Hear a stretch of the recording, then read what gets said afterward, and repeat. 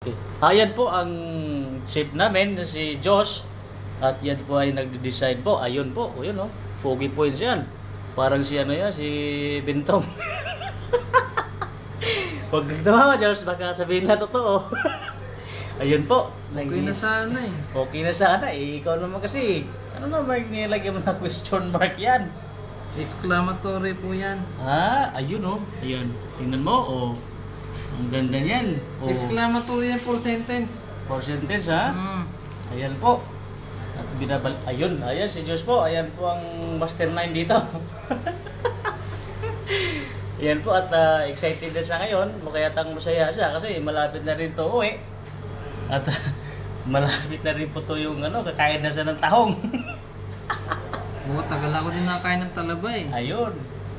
Kasi mas maganda yung tahong sa atin. Di preskong-presko eh. Kinataan yung bagong hango. Ayun. Talaga naman. Ang buhay talagang ganyan eh. Ayun oh. Yung minamagic-magic na niya oh. Ayan po, nanginginig po yan. Oh, tingnan niyo po yung kamay oh. Parang kamay ni ano yan oh. Ayan. At natatapos ano po. Naman to? Ayun. Ano may makuha? Ayan na naman. Ayun to pa. Sus ko naman eh. Isa-isa lang Diyos. Mahina po ang kalaban. Ayan po. Ayan. Yan po yung, anong pangalan po nito, Mr. Josh? Ha? Yan po ay?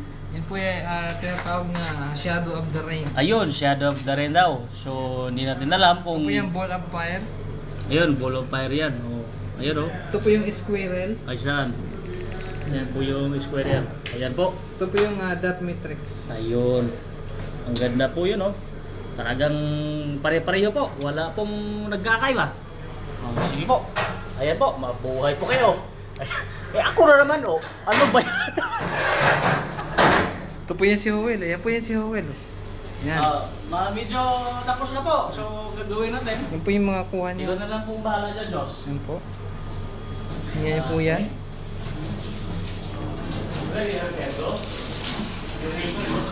Ito pa po.